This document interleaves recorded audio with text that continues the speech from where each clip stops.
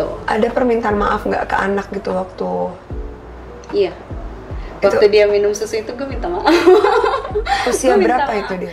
Itu dia di usia sekitar itu 2008 kalau nggak salah kejadiannya. Jadi ya sekitar dia umur 2 tahun gitu. Terus gue bilang maaf ya, maafin mami ya gitu kan, mami kasih kamu susu begini, jadi ya mau gimana lagi gitu kan, mami nggak punya uang, nggak punya pekerjaan.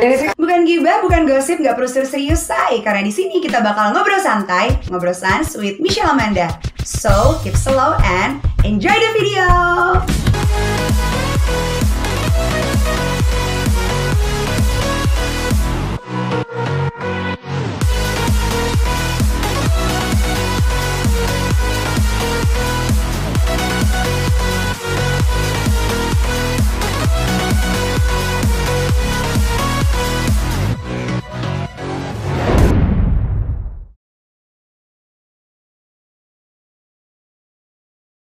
Oke Mbak Michelle, jadi sebelum kita memulai video ini aku mau kasih tau kalian tuh rangkaian series skincare yang aku pakai untuk perawatan kulit aku yang putih, glowing, dan mulus kayak yang kalian lihat. Nah ini aku pakai rangkaian dari Scarlett Whitening. Tuh, kalian untuk info selengkapnya bisa langsung cek Instagramnya di bawah ini. Oke Mbak Michelle, welcome back to my YouTube channel. Balik lagi bareng gue Michelle Amanda, tentunya di Ngobrol Sans with Michelle Amanda. Kali ini gue kedatangan bintang tamu yang sangat amat menginspirasi. Dia punya cerita yang cukup bikin gue menarik, dan gue rasa ini bisa menginspirasi banyak orang. Makanya gue memutuskan untuk mengundang dia sebagai bintang tamu gue di episode kali ini. Kira-kira siapakah dia? Langsung aja kita sambut. Hai. Kak Agus Budiman.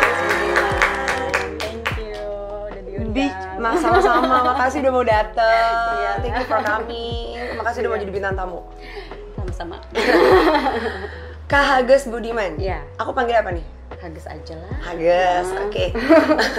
Biar gak tua-tua amat kan. Gitu ya. Orang itu. Bicara soal Hages Budiman nih, boleh nggak nih kamu perkenalkan diri dulu kali aja, mungkin My Michelle itu sebutan untuk netizen aku. My Michelle yang di rumah atau dimanapun berada lagi nonton, mungkin belum tahu kamu nih siapa, dan kenapa aku tertarik ngundang kamu ke sini. Soalnya mau mulai dari mana tuh agak bingung. Kenapa? Karena cerita dia tuh semua menarik, dan masyarakat aku rasa perlu tahu ya. karena itu bisa jadi inspirasi. Betul, sama-sama belajar jadi. Sama-sama belajar. Oke, hai, my Michelle. Nama gue Hages Budiman. Aku ibu dari 4 orang anak, punya 1 orang suami. Oke. Terus aku HIV positif, tapi keempat anakku itu negatif. Gitu. Bengong dia, gue bilang HIV.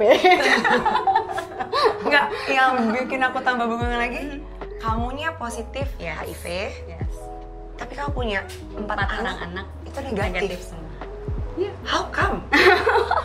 Bisa lah, kenapa enggak? Karena kalau HIV itu ada program untuk pencegahan penularan dari ibu ke anak. Oke. Gitu. Jadi selama kita minum obat ARV dengan baik, ya, dengan benar, dengan teratur, tepat waktu, tepat obat dan tepat dosis. Kemudian nanti aku itu akan dicek viral load-nya, ya, jumlah virusnya. Kalau sudah tidak terdeteksi dan CD4 atau CD4 atau yang biasa disebut dengan sel imun aku itu udah bagus. Angka terbaiknya itu adalah di atas angka 400. Normalnya itu 410 sampai dengan 1599. Oke. Nah, biasanya kalau teman-teman HIV yang tidak mengkonsumsi obat ARV itu CD4-nya tadi itu di bawah 400, ada 200, bahkan ada yang di bawah 100. Itu kalau udah di bawah 200 biasanya sudah masuk ke dalam fase AIDS. Gitu. Jadi ini kamu baru HIV ya? Aku HIV. Belum Gitu. AIDS? Jangan sampai. Jangan sampai dong. Jangan sampai. Jangan sampai. Nah, berarti ini stigma negatif masyarakat terkait HIV Harus dipatahkan. Harus kita patahkan kan ya. Jadi kata siapa, orang yang sudah terjangkit HIV nggak boleh punya anak atau anaknya pasti akan positif. Iya, nah, betul banget. Kalau aku mau tanya nih, itu kamu bisa sampai gini, kamu hamil itu kamu konsul dulu sama dokter kah? Pasti. Oh gitu. Pasti. Jadi memang niat pengen punya anak. Jadi kamu konsul dulu, makanya yang niat punya anak suami sih sebenarnya. Suaminya kebetulan ada sini loh. Suami sih sebenarnya. Gitu ya. Oke. Jadi Gitu. konsul dulu. Iya, pastinya konsul dulu, dikonsultasi sama dokter, dilihat dulu, dicek dulu. Karena aku sama suami ini kan kita sama-sama positif HIV ya. Jadi aku sama suami ini dicek viral load-nya. Kalau misalnya sudah undetectable, itu ada rumus yang namanya U-AQL-U. Jadi undetectable sama dengan untransmission. Jadi kalau kita sudah tidak terdeteksi virusnya di dalam darah, maka virusnya ini juga sudah tidak bisa mentransmisi atau menularkan kepada orang lain. Gitu. Jadi banyak stigma itu di masyarakat, melihatnya tuh jangan deket-deket sama orang HIV karena gampang menular, kayak corona aja kesannya gitu kan. Padahal HIV itu kan hanya bisa menular melalui aktivitas tertentu, seperti hanya berhubungan seks tanpa menggunakan candy ya, Bo. Oke, karena bukan candy ya, Bo. 18 plus lagi nih. Mohon maaf, 18 nih ya. Kan udah gede semua. Udah gede, udah pokoknya penontonnya My Michelle nih semua 18 plus. Gitu. Jadi tanpa menggunakan candy, terus dia gitu sama menggunakan napsa suntik, narkoba suntik ya, dengan bergantian gitu. Suntikan itu cuma satu tapi bergantian gitu. Jadi gitu. tidak steril kan gitu, jarum suntiknya itu. Benar. Nah, itu yang bisa bikin tapi kalau lewat orang kena HIV. udara atau deket-deket gitu kan, tuh berarti itu yang harus kita benar-benar klarifikasi ke netizen yang tidak tahu, supaya jangan lebih parah yang kena corona, COVID. Karena itu benar-benar ini kita ketemu gini aja bisa nular, dan kebetulan kita udah tes semua jadi negatif gitu kan. Jadi lebih parah yang sakit COVID saat ini dibanding HIV. Jadi tolong dirubah stigma negatif gitu loh. Nah, terus itu sebelum kita berlanjut lagi ke yang lebih serius nih, ceritain dong tuh awal mula gimana gue bisa kena. Bagus tuh bisa kena HIV itu gimana ceritanya? Oke, jadi gue tuh terinfeksi HIV itu dari almarhum suami gue yang pertama. Jadi gue tuh demerit 2 kali sih sebenarnya. Oh gitu. Oke. Nah yang pertama ini dulu dia narkoboy juga gitu. Narkoboy gitu. Tapi memang 2 tahun sebelum menikah sama gue itu dia memang udah benar-benar yang inilah ya, udah clean, dia udah benar-benar meninggalkan dunia hitamnya. Tanpa dia sadari ternyata mungkin virusnya itu udah di dalam tubuhnya dia, tapi dia dalam masih kondisi baik-baik saja.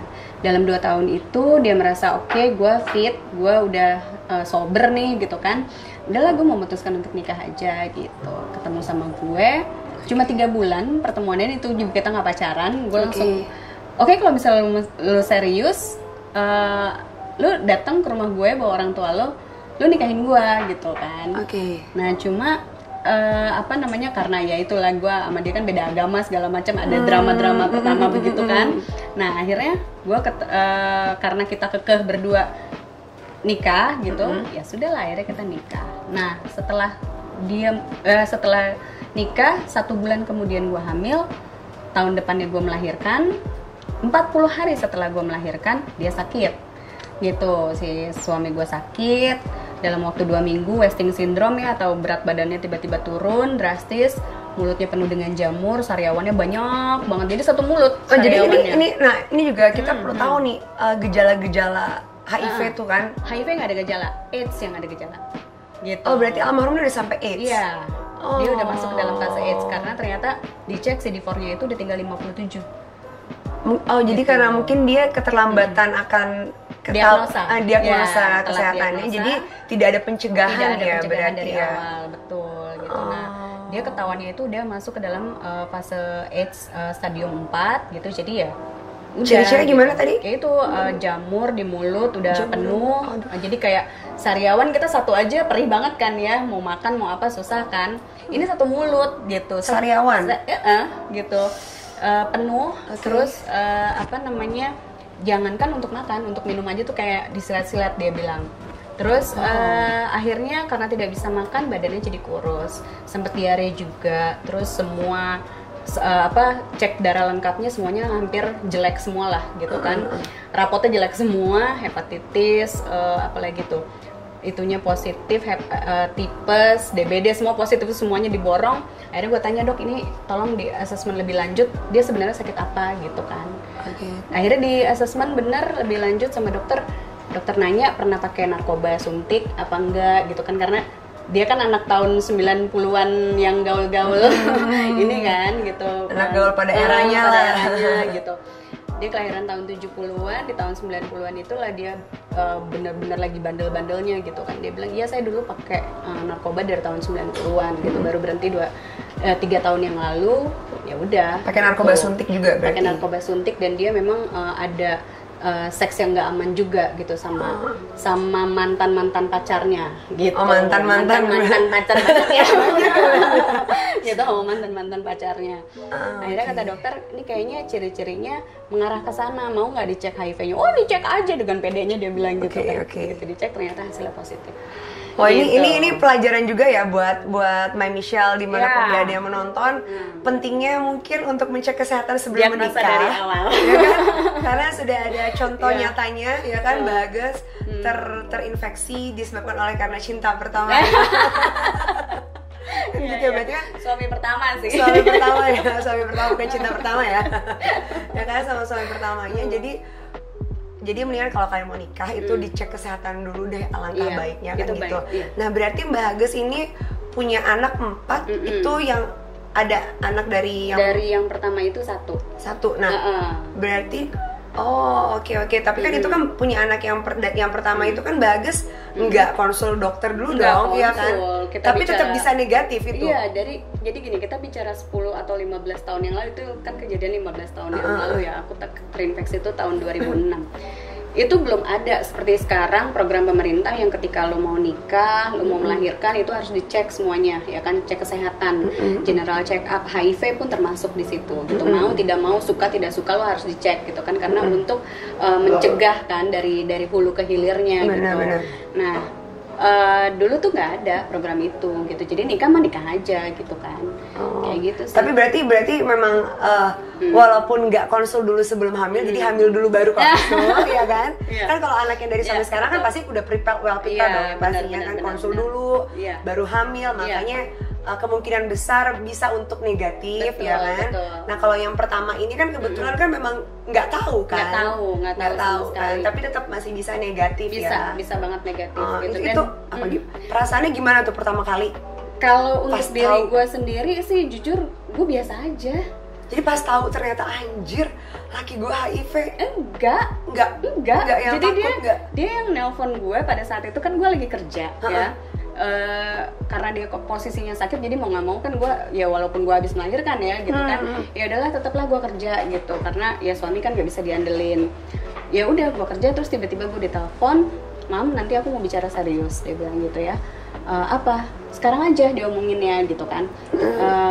Takutnya ada apa-apa nanti di jalan, ya kan kita nggak tahu umur gitu kan. Udah diomongin aja dari sekarang ada apa gitu. Aku HIV. Oh, ya udah. Terus kenapa? Gitu. Gue cuma datar aja gitu. Terus kata dia, "Kamu nggak marah?" "Enggak." Gue bilang gitu kan. Bisa gitu. Tapi kamu udah pernah tahu kan, maksudnya HIV? HIV gue pernah dengar gitu. Cuma tahu nggak itu maksudnya stigma yang ada di masyarakat itu menyeramkan kan gitu? Atau orang tuh apa ya? Selalu gini loh, stigma lahir itu karena ketidaktahuan kan? Iya, gitu betul, kan? betul. Karena orang nggak tahu. Benar. Akhirnya dia sok tahu. Iya, benar. Banyak yang sok tahu.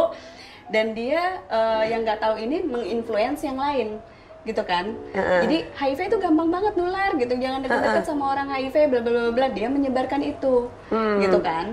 Padahal kan sebenarnya tidak semenakutkan itu, gitu kan? Nah, pada saat itu pun sebenarnya gue memang tidak gue masih bego banget lah ya. Gue nggak tahu apa itu HIV, bener. Pernah dengar selintingan, tapi cuma yang ya udahlah, gue nggak mungkin kena. Ketidaktahuan gitu. Kamu tidak menimbulkan stigma negatif ke kamu. Betul, karena gue gini, karena gue merasa gue nggak beresiko, gitu loh, ya kan? Gue nggak beresiko, gue menikah dalam keadaan gue virgin, gitu kan? So kenapa gue harus bisa kena HIV gitu loh, ya kan? Kayaknya kan yang HIV kan nggak bener-bener. Dulu pun gue juga sempat berpikir kayak gitu, ya kan? Jadi ngapain juga gue pikirin gitu. Terus gue nggak pakai narkoba juga. Nah ternyata begitu dia sampaikan aku HIV gitu, sebenarnya gue berusaha untuk tenang ya. Jangan pecah sekarang gitu. Tapi sebenarnya hati sih udah dik-dik juga, cuma karena memang asli gue tuh masih bertanya-tanya antara ini sebenarnya HIV itu apa gitu. Kayaknya nggak semenakutkan yang gue yakin dari awal itu HIV itu nggak semenakutkan itu gitu loh. Kalau gue mau cari tahu, ya kan, gue masih berpikir secara waras lah gitu kan, karena suami gue udah sakit, keadaannya masih wah udah hancur lah ya, hatinya hancur semua, depresi lah, berat dia kan.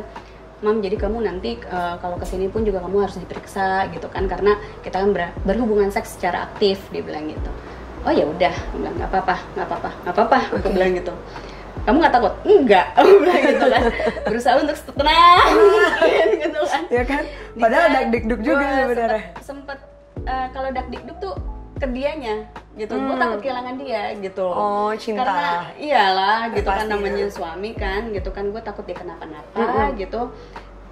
Siap nggak, antara gue nggak siap kehilangan dia gitu loh. Oh, jadi lebih ke lebih gue nggak takut siap kehilangan dianya, bukan gue nggak fokus ke HIV-nya.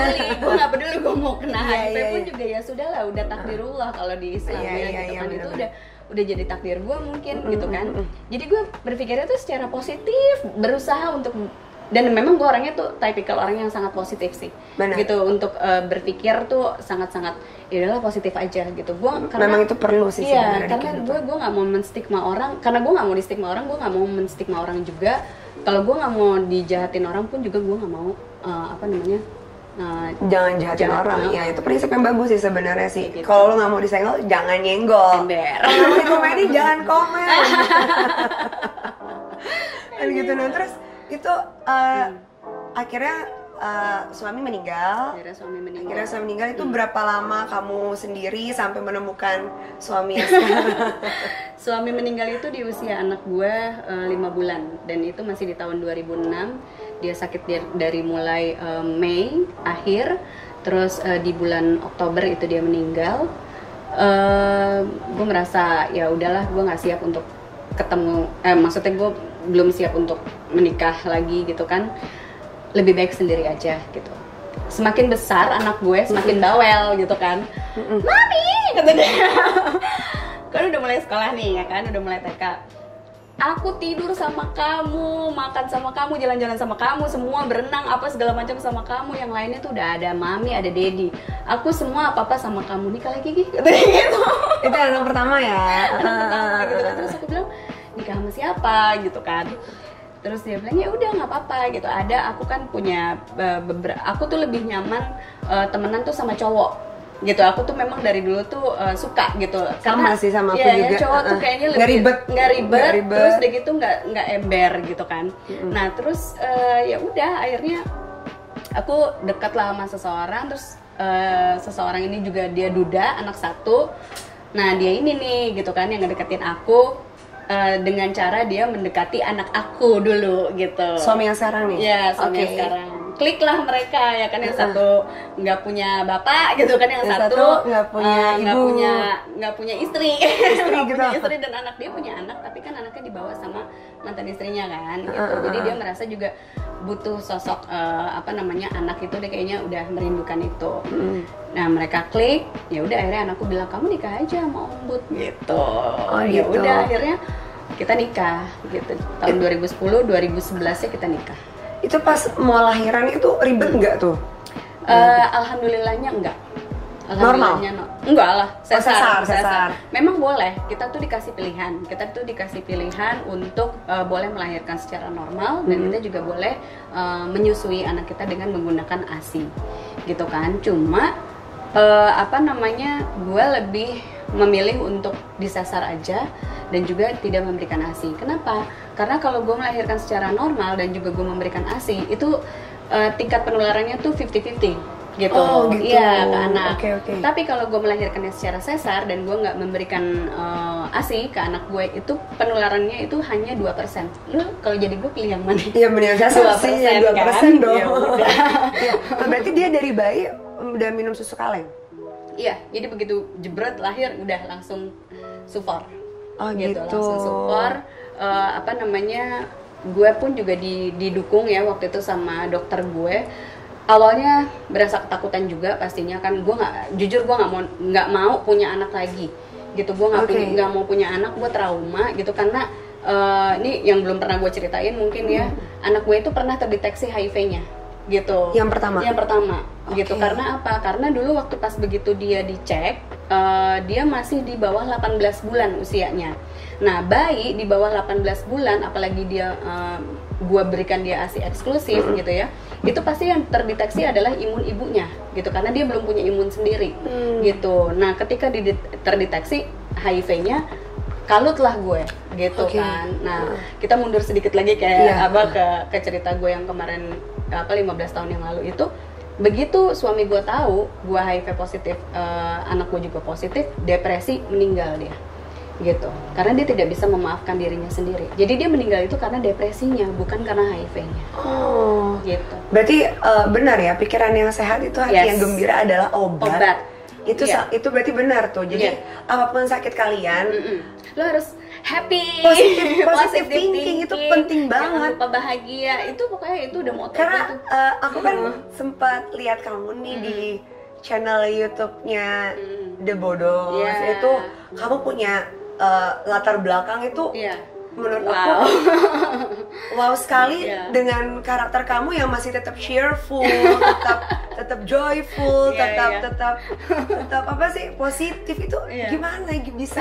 Boleh nggak sih ceritain sedikit Sedikit gitu aja. ya? Sedikit aja intinya aja gitu, latar belakang kamu itu kali aja itu bisa menginspirasi Iya. mereka-mereka di luar sana yang mungkin nasibnya sama kayak Iya, Bagus betul, gitu loh. betul. Dan banyak sebenarnya mungkin Betul. di luar sana, tapi mereka nggak berani speak up. Iya. Mungkin dengan adanya Bagus di sini yang menonton video ini, setelah melihat Bagus tuh jadi mereka mulai berani speak up. Iya, Karena orang kalau misalnya tidak berani speak up di kondisi mendem, tertekan, itu jadi penyakit. Benar. Kan gitu. Benar banget. Boleh nggak ceritain sedikit tuh Bagus? Oke, boleh banget. Kita alur mundur lah pokoknya ya. Iya, pokoknya. Karena cerita Bagus nih Maju luar mundur ya, biasa, jadi maju mundur. maju mundur cantik gak apa-apa. Jadi gue itu kan memang terlahir dari keluarga yang broken home, terus kayak gitu juga keluarga gue itu nyokap bokap cerai dari gue usia 18 bulan kan, terus gue baru tahu ternyata bokap kandung gue itu gue kenal beliau itu di gue kelas 3 SD. Berarti berapa, 9 tahun ya, kurang lebih di saat usia gue 9 tahun. Terus dari situlah mulai gue ada rasa kecewa, pasti ya, namanya anak-anak gitu kan. Terus tapi semuanya berproses. Alhamdulillahnya gue punya orang tua dua-dua ini, mereka sangat-sangat memberikan gue masukan yang sangat positif. Gue bisa sepositif ini tuh karena kedua orang tua gue, baik itu yang baik bokap gue ataupun nyokap gue. Mereka tuh tidak pernah menjelekkan satu sama lain kayak gitu. Jadi mereka tuh selalu memberikan hal-hal yang positif. Bagaimanapun dia ayah kamu harus terima, kamu tidak boleh kecewa. Jadi gue dari kecil itu memang kayak sudah nggak boleh kecewa gitu. Gue yang tertanam itu jadinya gitu kan, nggak boleh kecewa, harus menghadapi kenyataan gitu. Apapun yang Tuhan kasih, yakin aja itu yang terbaik buat kita gitu. Jadi nyokap gue tuh selalu memberikan hal-hal yang positif ke gue gitu. Kita harus bersyukur, harus sabar, ikhlas, bersyukur karena apapun yang terjadi itu pasti Tuhan punya rencana gitu. Yang pasti indah pada waktunya. Iya, betul. Bagus punya saudara? Punya. Jadi aku Berapa tuh kalau bersaudara? yang kandung kita 3 bersaudara, terus mama nikah lagi punya anak 6, papa nikah lagi punya anak 3. Jadi kalau digabungin semua 12 bersaudara gue. Tapi kita semua 12 bersaudara ini saling ngerangkul gitu. Kita deket. Kita dari kecil tuh kalau lebaran tuh kalau nggak nyokap gue yang ke rumah bokap gue, nyokap yang ke rumah bokap, kalau nggak bokap yang ke rumah nyokap gitu. Oh gitu. Mereka tuh berombong-rombong deh tuh keluarga gitu kan. Dan mereka yang happy aja, kayak nggak ada apa-apa, udah kayak saudara aja gitu. Oke. Seperti itu sih. Terus gue tahu memang pas gue bener-bener ikut sama bokap gue itu kan di SMA. Di situ gue bener-bener baru tahu bagaimana karakteristik bokap gue yang sangat luar biasa keras, disiplin dan penuh emosional. Padahal dia tahu sendiri, dia sangat orang yang paling selalu bilang bahwa tidak ada satu masalah pun yang bisa selesai dengan emosi. Dia bilang gitu kan. Tapi dia orangnya emosional. Memang kadang terbalik-balik memang Karena orangnya. kadang ngomong tuh nggak segampang prakteknya, Iya, teori betul. itu tidak semudah prakteknya, Betul. benar. Nah, tapi ternyata setelah gue ini lagi, kenapa ya bokap gue kayak gini, ternyata dia itu kecanduan kokain. gitu. Dia kecanduan narkoboy lagi gitu. Dia kecanduan kokain selama 20 tahun dan itu kita nggak pernah ada yang tahu, satu keluarga, bahkan istrinya sendiri pun juga nggak tahu, teman tidurnya ya itu tidak tahu. Dan akhirnya ketahuannya itu pas di saat abang gua sama adek gua tuh lagi asik pakai ganja, isep ganja gitu. Akhirnya bokap gua marah, ngamuk, itulah dia dia bilang kalau misalnya mau hidup tuh hitam-hitam putih-putih, jangan setengah-setengah, cuma ganja doang nih, kita pakai bareng-bareng, jebret. Waduh ini keluarga apa? Ini mafioso Indonesia, mafioso kelas. Iya, makanya ini mafioso banget ini ya. Karena memang yang pakai kokain itu kan pada zamannya gitu, itu memang orang-orang yang berkelas gitu. Benar ya. Terus akhirnya gue bilang, aduh nih siapa sih bapak gue, dan sampai detik gue ikut sama dia tuh gue nggak pernah tahu apa pekerjaan bokap gue gitu. Terus akhirnya di situ banyak sekali juga gue kayak, karena bokap gue keras ya gitu, jadi gue sering trauma kalau dengar orang tuh teriak-teriak gitu. Terus ya dia ada beberapa kali lah dia KDRT gitu kan. KDRT tuh bukan yang tonjok-tonjokan atau gimana, cuma memang pernah sih nyokap gue tuh diseruduk gitu kan sama dia gitu kan. Terus udah kayak gitu, terus dia banting piring lah apa segala macem kayak gitu tuh yang bikin gue tuh gitu ya. Dan gue selalu curhatnya tuh kan sama nyokap gitu, nyokap kandung gue ya, nyokap kandung. Dan nyokap gue bilang, kamu pasti kuat. Jadi itu yang tertanam di dalam diri gue. Jadi apapun beban itu kamu pasti kuat gitu, karena kamu kamu adalah orang yang terpilih gitu untuk dilahirkan. Kamu memang tidak pernah minta untuk dilahirkan seperti ini, tapi kamu orang yang terpilih untuk dilahirkan seperti ini, dan mau tidak mau kamu harus menjalankan itu. Wah, ini kata-kata motivasinya luar biasa sekali, karena kebetulan gue juga terakhir dari anak yang orang tuanya udah pisah juga gitu kan. Jadi gue hostnya aja mendengarnya tuh cukup menginspirasi, dan mudah-mudahan ini menginspirasi juga buat kalian semua yang menonton gitu kan. Dan itu ada lagi aku denger cerita yang lebih itu, boleh nggak ceritain sih? Apa tuh, yang mana nih? Soalnya semuanya begitu. Semuanya menyakitkan. Gimana? Ya bagaimana bisa begitu ya cerita, maksudnya? Yang mana nih? Yang sampai aku dengar kamu pernah apa sih dikasih 150.000? Diperkosa. Diperkosa sama siapa? Ada orang luar gitu kan, waktu itu gue masih tapi kita no hard feeling ya. No hard feeling lah, udah santai aja. Gue udah berdamai dengan itu soalnya. Kalau gue belum berdamai gue gak akan ceritain. Karena aku rasa ini bener-bener cerita yang luar biasa banget itu loh. Iya, jadi kisah hidup kamu bokap gue tuh percaya sama gue karena mereka itu, gue memperlihatkan bahwa gue baik-baik aja gitu kan. Tadinya kan gue gak boleh kerja segala macam, cuma gue karena gue bisa mengembalikan kepercayaan mereka gitu bahwa gue baik-baik aja nih gitu kan, walaupun gue dengan HIV boleh ya gue kerja gitu. Akhirnya mereka mengizinkan gue untuk kerja. Tadinya kan gue kerja tuh lebih banyak fokus ke gue memang suka kecantikan dari dulu gitu kan, gue suka kecantikan. Tapi ini kali ini gue beralih profesi menjadi seorang agen insurance gitu kan.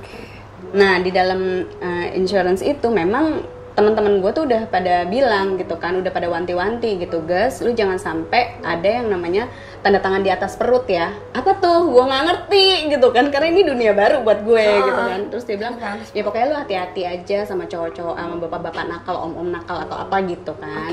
Terus gue bilang, oh ya udah gitu kan, oke siap, enggak lah gue inilah gitu. Karena orangnya terlalu positif ya, akhirnya jadi bego. Ada plus minusnya juga ya ternyata yang positif. Nah 3 bulan gue kan probationnya 3 bulan ya, belum sampai 3 bulan itu gue udah dapet kliennya memang orang luar gitu kan, orang luar tapi memang masih di Asia, dia kewarganegaraannya. And then disitulah dia bilang katanya dia mau beli polis gue. Wah kata gue hoki nih gitu kan, boleh lah gitu kan, yang mau berapa juta pak gitu kan. Yang ternyata harganya ratusan juta, gue lupa berapa nominalnya. Terus dia bilang katanya temennya juga mau beli, disamain aja harganya. Gue hitung-hitung bonusnya wow gitu kan, lumayan. Udah guys kejar kata temen-temen gitu kan.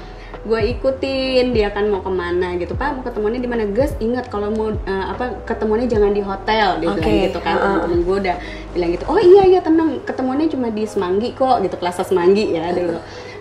Ya udah ketemuan di situ. Terus ternyata dia bilang, sorry temen gue itu nggak bisa datang, dia tunggu nih di apartemennya dia. Oh ya udah, dengan positif aja gue jalan. Positif jalan, ikut sama dia. Ternyata gue dibawa ke motel gitu kan, dan disitulah gue diperkosa sama dia. Begitu dia tutup kunci pintu, ditodong pisau, gue suruh telanjang, nggak boleh berteriak, nggak boleh bersuara, gue suruh telanjang. Ya udah gue dipakai gitu. Dan itu wah. Itu gue nangis sekejar-kejarnya sampai yang ini gue dengernya juga mau nangis gitu. Kayak udah gak bisa ngapa-ngapain karena bisa ada di sini. Dia bilang lu teriak gue tusuk, dia bilang gitu kan. Jadi gue yang udah gak bisa dia pada mati kan, dia pikir mati karena anak gue kan yang kebayangkan. Udah gak bisa ngomong apa-apa lagi. Akhirnya dia udah selesai pakai baju, gue diantar pulang. Di tengah jalan gue diturunin, gue dilempari duit 150.000. Dia bilang this is for you bitch. Cheer, gue bilang cuma 150. Yes, dan gue pikir itu insurance dan gak jadi juga. Gak jadi juga, kurang ajar kan gitu. Nah ini hati-hati juga nih buat kalian yang kerja di insurance ya kan. Itu mudah-mudahan sih sekarang udah lebih. Mudah-mudahan harus lebih harus diperhatikan lah ya untuk yang punya insurance tuh untuk keamanan para pekerjanya. Ini gue aja udah berlinang air mata ini mas kayak. Sorry ya, gue jadi yang nenangin terus ya, sorry ya. Balik. Tapi maksudnya kisahnya Mbak Agus nih benar-benar kamu gitu, kamu babi banget sih. Iya ini gila loh. Gue mungkin kalau yang punya takdir hidup kayak gitu, itu gue udah jadi manusia yang under pressure, yang insecure, yang pasti. Introvert. Ini kamu, dia punya karakter nggak introvert. Kamu tipikal extrovert, happy aja. Di luarnya ekstrovert, sebenarnya gue introvert orangnya. Gitu ya? Iya gitu, jadi begitu pulang itu gue langsung mandi berkali-kali. Gue nggak bisa ngomong apa-apa, gue cuma bisa nangis, gue pengen teriak, gue celupin pala gue di bak, gue teriak sekencang-kencangnya, kan nggak ada yang denger kan. Kalau gue celupin pala gue di bak, gue teriak di dalam bak. Habis itu gue mandi lagi karena kayak ngerasa badan gue kotor aja gitu, ya kan. Terus ya udah, karena gue dilemparin uang 150.000 itu gue ambil tanpa gue sadar gitu kan, dan gue beli susu anak gue. Begitu anak gue minum susu, gue langsung yang anjir, anak gue minum susu dengan hasil aduh apa ya gitu kan. Terus gue ngerasa aduh ini gue dosa nggak ya. Yang paling kepikiran di dalam pikiran gue itu adalah dia kan nggak tahu ya gue HIV gitu kan, ya orang kan nggak tahu, dan gue guilty feeling banget sebenarnya. Ya, itu anggap karmanya dia tuh. Iya sih. Jadi hati-hati juga buat para pemerkosa di luar kan. Untuk bener. hati-hati gitu kalau lu mau niatnya jahat kan, lu akhirnya lihat karma dibayar tunai kan gitu kan. Ini banyak sekali nih pelajaran nih, pesan moralnya untuk My Michelle yang kayaknya gue nggak perlu sebutin pesan moral di akhir karena udah banyak banget gitu. Dan ini itu gimana? Itu berapa lama kamu sampai bisa gue harus berdamai sama keadaan gue nih? Gue itu seolah-olah memang menjalankan itu kayak nggak ada apa-apa, dan nggak ada satu orang pun yang tahu. Tidak ada, bener-bener gue keep in silent, nobody knows ya, karena buat apa juga gitu. Gue cerita juga kayaknya nggak akan ada solusi juga gitu kan, mau ngapain gitu. Ujung-ujungnya gue disuruh lapor polisi lah apa segala macam, sedangkan gue nggak punya duit ya kan. Dia orang berkuasa, nanti dibalikin lagi ke gue repot ya kan. Ya udahlah ya, yang akhirnya gue belajar ikhlas lagi Tuhan, ini kok hidup keras banget ya gitu. Cuma gue nggak bisa ngapa-ngapain ya, akhirnya gue cuma bisa nangis gitu kan, berdoa ya. Gue cuma ngadunya ya sama Tuhan. Gue yang pertama kali gue ceritain itu adalah suami gue yang sekarang gitu. Ada permintaan maaf nggak ke anak gitu waktu?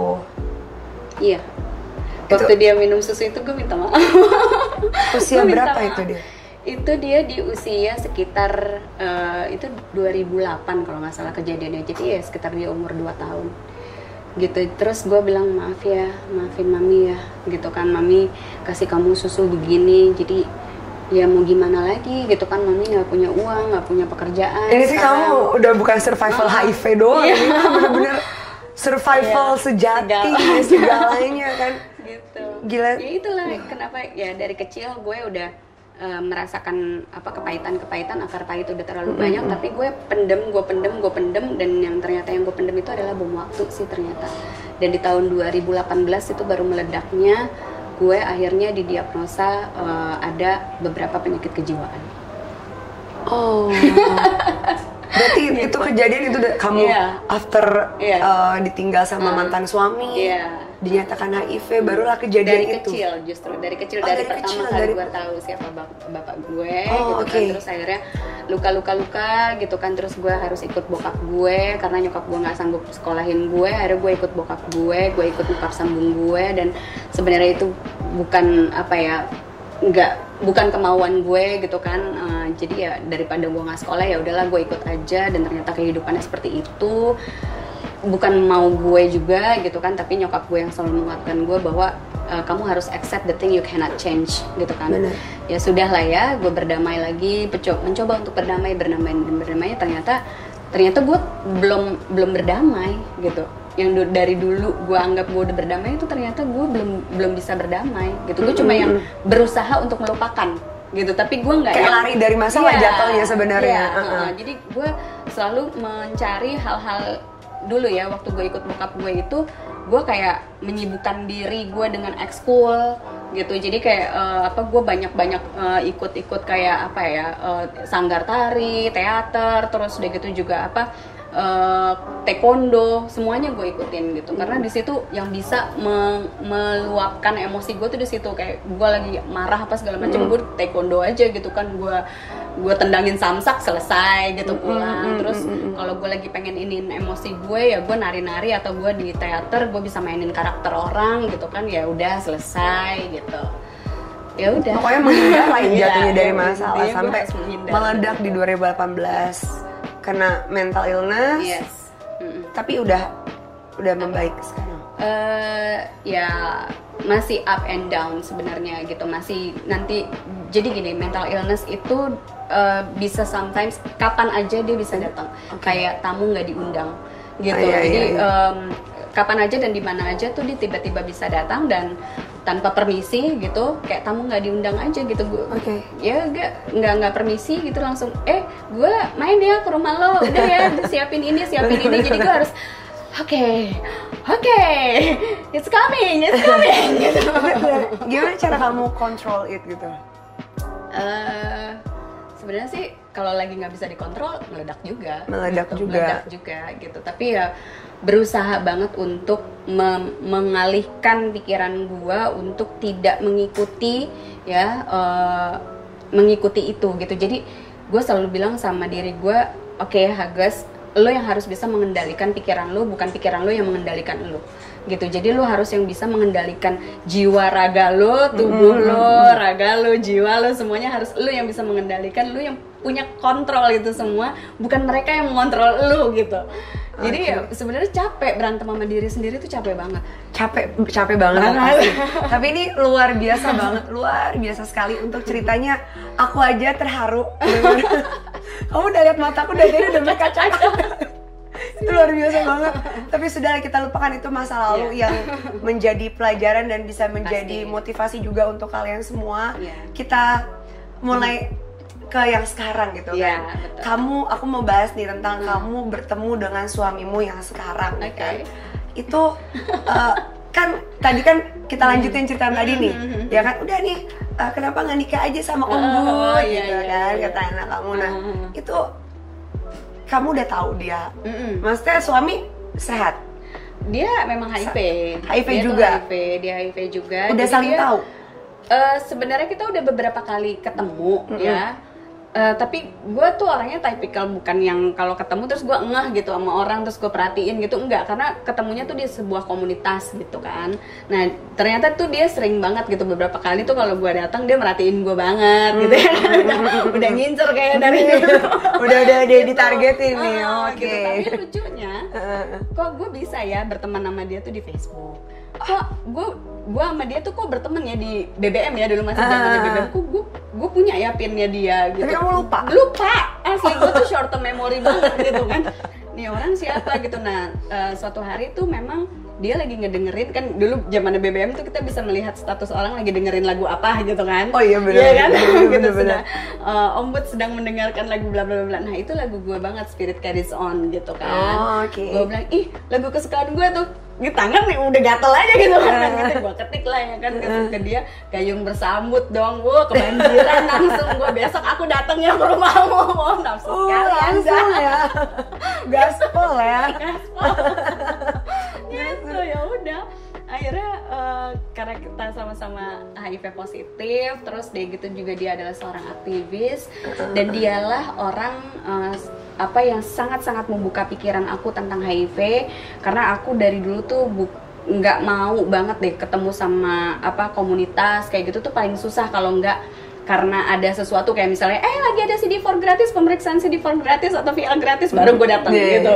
Tapi kalau misalnya yang cuma ketemu meye-meye ngomong-ngomong sharing feeling gitu nggak. Karena kenapa? Karena kita bicara 10 atau 15 tahun yang lalu tuh kalau lu ketemu Oda bentuknya sama semua gitu, kurus, kering, hitam, kulit rusak gitu kan, terus udah ada yang di kursi roda. Tapi enggak, ini stres gitu kan. Iya benar-benar stres banget berada di lingkungan itu. Dan pada saat itu gue masih yang dulu sama sekarang gue masih baik-baik aja gitu kan. Kamu gak kurus tapi nggak yang hitam. Iya makanya gitu kan. Karena gitu kebijakan pemerintah dulu sama sekarang memang sudah berbeda gitu kan. Kalau kebijakan dulu itu kan kita bisa dapetin obat ARV itu kalau CD4 kita itu harus sudah di bawah 200. Kalau masih di atas 200 lu belum boleh terapi obat ARV. Makanya banyak yang meninggal, banyak yang telat diagnosa gitu. Dan bentuknya akhirnya sama semua gitu. Kayak zombie semua. Nah, jadi terus ini pengobatan apa yang kamu lagi jalaninnya sekarang? Cuma ARV aja sih. Cuman ARV aja cukup ARV ya. Aja, itu sekarang cukup. Kegiatan yang bagus apa ngapain aja nih? Nah, sama suami ini kita mendirikan sebuah LSM namanya LSM Kuldesak, yang kita fokusnya itu pada penanggulangan HIV/AIDS dan juga nafsa dan juga anak dengan HIV, karena anak dengan HIV ini terus terang sampai detik sekarang ini memang masih sangat-sangat keterbelakang ya perhatiannya. Betul. Ya baik itu dari pemerintah ataupun dari donor itu sangat-sangat masih terbelakang sih gitu, kasihan gitu kan mereka. Nah di Depok ini sendiri pun kita punya ada 47 anak dengan HIV yang mereka itu kebanyakan yatim piatu, tinggalnya cuma sama nenek atau sama paman bibinya yang mereka buta tentang HIV. Ekonominya kebanyakan di bawah gitu kan. Terus udah gitu juga kalaupun ada salah satu yang orang tuanya masih hidup pun juga yang mereka cuma buruh, cuci atau apa gitu ya, yang seperti itu sih gitu. Jadi makanya itu yang kita support gitu. Positif banget ya. Bagus sih maksudnya gitu. Benar-benar ya bukan menghabis menjalani. Iya. Karena itu doa gue sih sebenarnya. Jadi di tahun 2010 itu gue sempat drop gitu. Gue di area aku 3 bulan. Gue sempat mengalami udah mulai penurunan berat badan, jamur gue di mulut udah mulai banyak gitu kan, dan gue udah masuk ke dalam fase HIV stadium 3 karena CD4 gue masih tinggi ya. Pada saat itu gue bilang, dok, ini kenapa CD4 saya masih tinggi tapi saya udah banyak gejala kayak gini? Karena tidak ada yang mengontrol virus kamu, tapi pikiran kamu tetap positif, itu yang bisa menolong kamu. Gitu. Ya, jadi itu yang bisa menolong kamu bisa survive tuh karena kamu selalu punya positive thinking. Tapi mau tidak mau kalau udah kayak gini kamu harus terapi obat ARV, even CD4 kamu masih tinggi. Ya udah, saya bilang ya udah oke, kita terapi obat ARV. Saya berdoa di situ, Tuhan, kalau misalnya memang aku dikasih kesempatan hidup kedua ini, aku pengen hidup aku tuh lebih bermanfaat buat orang lain. Kasih saya jodoh yang baik juga. Kalau misalnya memang masih dipercaya saya diberikan jodoh, bagaimana caranya saya bisa menjadi manfaat buat orang lain, itu biarkan caramu yang bicara dan terjadi bukan dengan caraku gitu. Akhirnya ya berjalan cuma dalam waktu kurun 1 tahun, enggak sampai 1 tahun kita ketemu. Tahun depan yang kita nikah, ya udah dia juga yang menyemangati aku untuk kita bisa kok punya anak lagi gitu. Aku dibawa ke dokternya dan dokternya adalah seorang ahli epidemik. Di situ aku mulai benar-benar paham, melotok, oh ternyata anjir emang gak semenakutkan itu ya gitu kan, HIV itu. Jadi saya boleh dok punya anak, boleh banget gitu. Nah terus itu kamu cara nyampein nanti ke anak kamu tuh gimana? Anak-anakku udah pada tahu semua. Udah tahu semua. Jadi dari awal aku nikah sama Om Bud, bahkan dari sebelum aku dari awal kita nikah sama aku sama Om Bud nikah itu, kita kan tiap hari minum obat. ya kan, kita tiap hari minum obat. Anak udah mulai cerewet kan, mami sama ayah tiap hari kok minum obat apaan sih gitu. Nah terus kita ngediriin LSM pula, pita-pita merah kan gitu kan. Nah terus akhirnya ini yang paling besar gitu kan, itu udah mulai kepo gitu, apa itu HIV gitu kan. Terus kita sering mendatangkan teman-teman komunitas gitu kan dari semua populasi kunci itu ada yang dari LGBT, jadi yang waria-waria datang gitu kan, yang teman-teman gay datang gitu. Terus dia gitu ada yang pengguna nafsa gitu kan, yang bertato-tato, yang udah lagi mabok-mabok gitu datang. Terus dia gitu juga yang dari pekerja seks datang juga, semua bukan dari populasi kunci kita undang. Di situ kita sharing feeling segala macam. Nah anak gue tuh udah terbiasa melihat itu.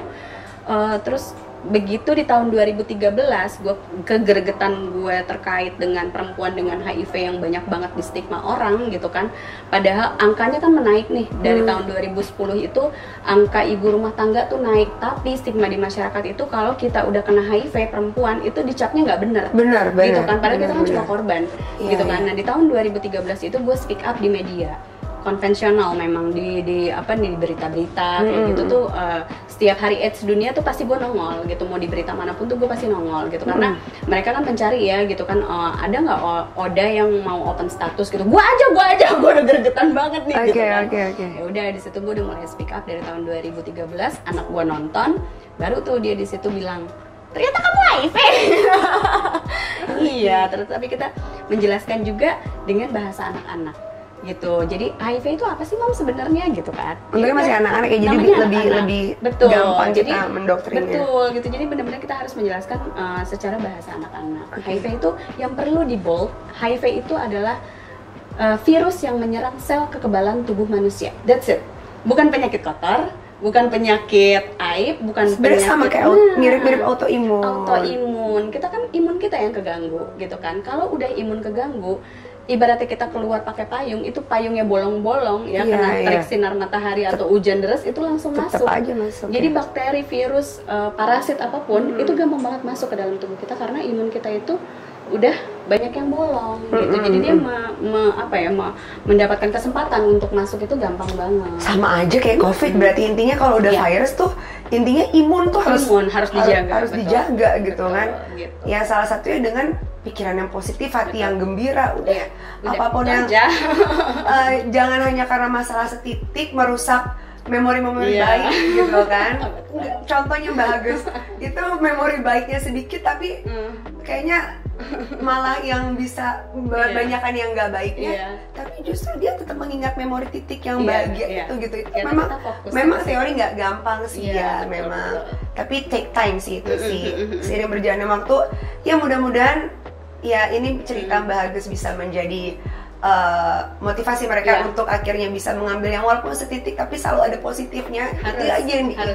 Kita gitu harus fokus pada sesuatu hal yang mau kita capai, bukan pada suatu hal yang menghalangi kita gitu. Karena kalau misalnya kita fokusnya ke situ, kayak misalnya gini ya, lu kalau lihat ke sini sama ini gue masa depan lo ya, atau fokus yang pengen lu capai gitu kan, tapi ini adalah penghalang. Kalau kita fokusnya ke sini, lu nya ngeblur pasti kan. Iya sih, kan? Benar. Nah, tapi karena kita fokusnya pada satu masalah ini, tapi kalau misalnya lu fokusnya ke masa depan, ini akan, nah gitu. Jadi lu tinggal pilih, lu mau fokus kemana gitu. Kalau lu mau fokusnya ke masa depan lu, ya udah gitu. Itu rintangan-rintangan itu kelihatan kecil gitu, itu keblur. Benar. Tapi kalau misalnya lu fokus itu sama masalah lo, udah masa depan lo ngeblur gitu aja sih. Wow. Oke, ini bagus kan, luar biasa sekali mungkin. Ini kisahnya nggak, gue banyak dari setiap segmen, setiap part ceritanya dari masa lalu, masa kini, itu tuh bikin gue yang, bengong. Biasa gue yang paling bawel, ini aduh udah deh, nggak bisa berkata-kata lagi dengan semua cerita. Dia banyak. Oke, dengerin cerita gue. Nah, mungkin bener. Mungkin ada nggak nih yang pengen bahagia sampein pesan moral untuk para Michelle dimanapun berada yang menonton video ini terkait HIV atau apapun lah itu quotes dari seorang Agus Budiman, mungkin boleh disampaikan. Oke. Banyak sih sebenarnya yang pengen gue sampaikan gitu ke masyarakat, apalagi terkait dengan stigma dan diskriminasi yang masih terjadi sampai dengan detik ini ya gitu. Bahwa yang pertama itu HIV tidak menular melalui kontak sosial. Jadi lo mau pelukan, ciuman, mandi bareng, berenang bareng selama tidak ada aktivitas seksual yang beresiko seperti lo lu nge-seks tanpa menggunakan kondom gitu kan, itu pasti beresiko gitu kan. Terus tidak ada aktivitas juga yang lu menggunakan jarum suntik berbarengan gitu kan, itu nggak akan masalah gitu kan. Kenapa? Itu bisa gue udah bisa sangat gue buktikan dengan gue hidup dengan anak-anak gue semua itu tanpa menggunakan asisten rumah tangga. Gue hidup berdampingan dengan mereka dari dalam perut sampai mereka berojot lahir sampai sekarang mereka sudah dewasa ya, udah pada gede semua dan mereka semua bisa tidak terinfeksi HIV. Gue peluk cium mereka setiap hari ya. Terus sudah gitu juga kita beraktivitas normal sama seperti dengan manusia yang non HIV. Jadi tidak separah itu sih gitu. Nah terus yang kedua, pesan moralnya lagi bagi teman-teman yang memang merasa pernah punya perilaku beresiko ya, seperti misalnya kayaknya emang gue pernah berhubungan beberapa kali dengan pacar gue tanpa menggunakan kondom, tapi itu kan pacar gitu kan, karena prinsip penularan HIV ini kan ada A, B, C, D, E gitu ya, ada abstinen, tidak sama sekali bergonta-ganti pasangan gitu. Terus udah gitu yang kedua itu be faithful ya, setiap ada satu pasangan. Terus yang C itu kondom, using kondom, dan yang D itu tidak menggunakan drugs. Yang ketiga adalah edukasi. Nah ini nih adalah hal-hal yang memang perlu teman-teman ketahui juga. Kalau misalnya lu tidak bisa setiap ada satu pasangan gitu, maka lu harus using kondom. Safety can be fun kok gitu. Benar. Safety can be fun kok, jadi benar, ya gitu. Benar. Nah terus karena kan sekarang ada banyak banget kondom yang tipis-tipis itu kan banyak kok. Pokoknya banyak lah ya caranya. Pokoknya gitu. banyak caranya lu bagaimana caranya lu bisa hidup sehat, tetap aman gitu, ya kan, menjauhi resiko. Menjauhi resiko itu lebih baik mencegah daripada akhirnya mengobati. Kayak gue nih sekarang kan masih dalam terapi, kita masih menunggu kapan antivirusnya ditemukan, karena sampai dengan detik ini itu masih dalam tahap penelitian dan itu masih diuji klinis gitu kan. Entah berapa tahun lagi itu bisa keluar, bisa menyembuhkan kita tetap berdoa, berusaha dan berdoa dengan kita minum obat ARV dan sampai dengan antivirus itu ditemukan dan kita menjadi bagian dari sejarah epidemi ya. Benar. Nah kayak gitu. Terus untuk bicara soal stigma dan diskriminasi yang ketiga, tidak hanya dari luar, dari faktor X-nya tuh tidak hanya dari luar, bisa juga dari dalam. Banyak banget teman-teman ODA di luar sana itu juga yang men-self stigma. Jadi mereka mendiskriminasi, menstigma diri sendiri bahwa gue kan HIV gitu kan. Aduh, kayaknya gue nggak boleh percaya diri jadinya. Betul, gitu. Jadi kayaknya kalau ada orang yang mau deketin dia, gue kayaknya nggak berhak untuk menikah lagi, kayak gue nggak berhak bahagia, kayaknya kalau gue punya anak bakalan begini. Jadi udah terlalu danger mind gitu kan. So please jangan ada self stigma lagi gitu kan. Berdamai aja sama masa lalu lo dan gue yakin banget stigma itu lahir dari ketidaktahuan gitu. Jadi kalau lu memang nggak merasa tahu banget tentang HIV, jangan terlalu paranoid gitu. Jangan menginfluence berita yang tidak benar. Ya lu cari tahu dulu cari gitu. Tahu, itu kan banyak banget gitu kan yang paranoid gitu kan. Dan HIV itu nggak bisa main tebak-tebakan gitu. Lu hanya bisa tahu status lu HIV positif atau enggak itu hanya melalui tes darah gitu. Kalau lu nggak mau tes darah gitu, ya udah lu tinggal tunggu tiba-tiba lu udah ngedrop aja gitu kan, ternyata HIV-nya positif kayak gitu. Dan itu banyak banget terjadi, masih banyak banget terjadi. Itu aja sih pesan gue. Dan tentang stigma dan diskriminasi yang tadi self stigma itu, quotes dari gue adalah penjara yang paling kejam adalah ketakutan dalam diri kita sendiri. So kita harus bisa melawan itu. Ih, keren banget, luar biasa sekali ini adalah quotes terluar biasa. Wow. Ya kan? Karena ini berdasarkan pengalaman pribadi yang nyata, ya kan? Tidak quotes yang asal dibuat, bukan dari kisah hidup sendiri gitu kan. Luar biasa banget. Nah, kita bicara tadi kan harus intinya menaikkan imun, oke? Supaya kita tetap dijauhkan dari risiko penyakit, ya kan? Kalau bisa Ipin waras lah. Ya, Ipin waras kan. Nah, bicara naikin autoimun, kalian udah pasti tahu, Mbak Michelle dimanapun berada. udah bicara ngobrosan spasi bicara tentang 18 plus. Oke. Jadi yang belum 18, di skip aja videonya nggak apa-apa. Tapi yang udah 18, stop sampai sini. Kalau udah masih 18, mau tahu lebih lanjut, ayo ditonton terus. Jangan lupa juga di like, di subscribe. Iya. Gitu. Nah, kita masuk ke segmen 18 plus ya. Ini kita mau naikin imun kan, bahagia. Iya. Oke. Benar-benar. Nah, Naik. Oke, kita jawab cepat nih ya, harus jawab cepat. Oke. Gitu. Ada 11 pertanyaan di sini. Banyak ya. 11 pertanyaan tapi harus jawab cepat nih. Oke. Baik. Oke, langsung. Pilihan pertama, di atas atau di bawah? Di bawah. Oke. Mau capek soalnya. Mau capek ya? Mau Oke, capek. baik. Oke. 1, 2, 3, aktif atau pasif? 1, 2, 3. Pasif. Mau capek. Pasif, oke. Next question. Woman on top atau doggy style? 1, 2, 3. Oke.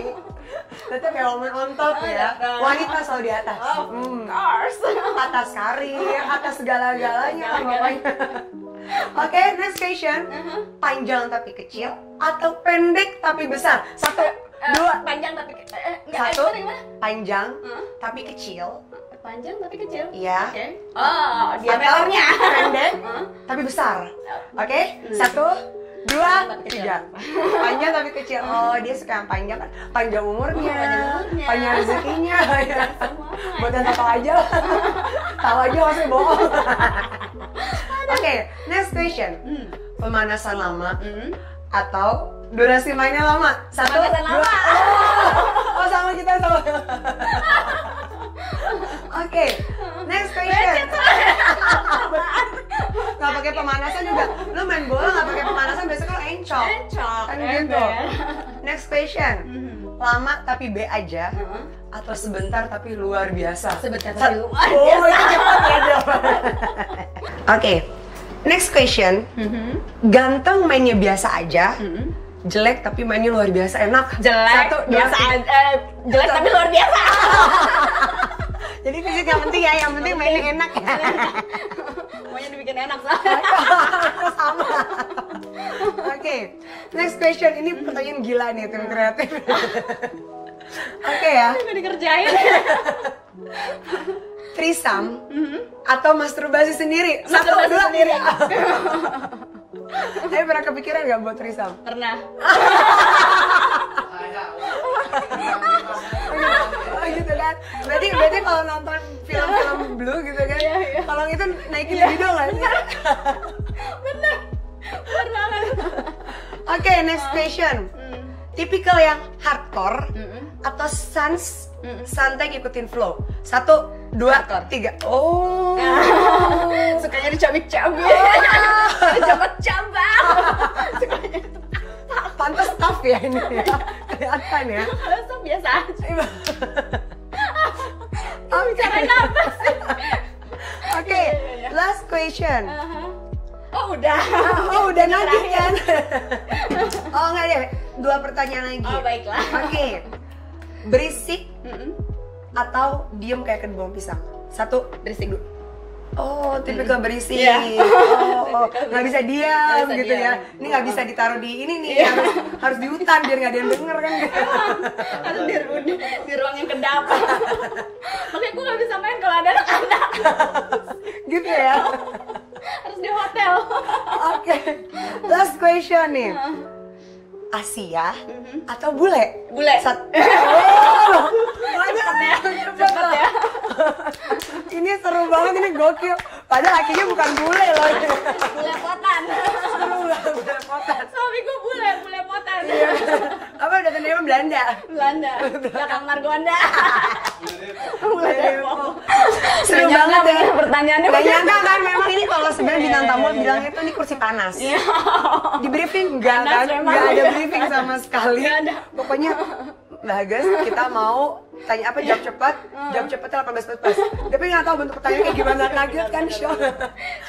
Seru banget. Nah, ini mungkin mau dong aku minta kesan-pesannya. Kesan-pesannya untuk Mac Production dan My Michelle di rumah, pesannya dan sama pesan moral terkait 18 plus plus. Nah, kan tadi kan kita udah bicarain soal apa namanya perilaku seks yang beresiko ya.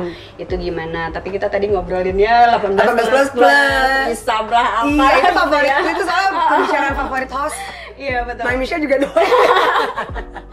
Jadi ya apa namanya pesan buat gue sih mau bagaimanapun gayanya, mau se-hardcore apapun ya kan cara mainnya gitu ya. Betul. Sebenarnya yang menularkan HIV itu bukan dari bagaimana caranya kita mau bermain ya, terus kayak gitu juga bukan berarti kita bisa tertular HIV itu hanya dari kita sesama jenis gitu, enggak gitu kan, tapi dari perilaku beresikonya gitu. Perilaku beresiko itu adalah perilaku berhubungan seks tanpa menggunakan kondom tadi gitu. Itu yang disebut dengan perilaku beresiko. Jadi kalau misalnya lo mau main se-hardcore apapun dan mau trisam, mau foursome, mau apa yang rame-rame apalah itu gengbeng kayak apa kayak pokoknya judulnya ya, apapun judulnya tetap harus menggunakan kondom. Intinya tetap bisa enak kok, walaupun pakai candy kalau kata Bagus kan gitu. Candy ya, betul. Ya kan, luar biasa banget. Nah terus tadi kan Mbak Bagus nih kan aktivis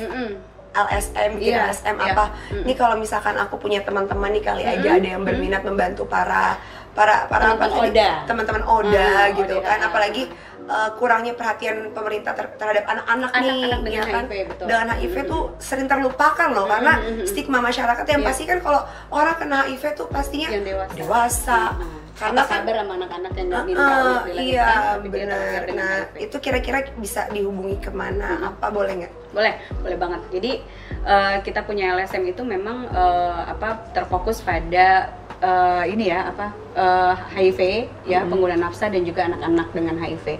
Nah yang paling keterbelakangan ini ya perhatiannya adalah yang anak-anak dengan HIV ini gitu.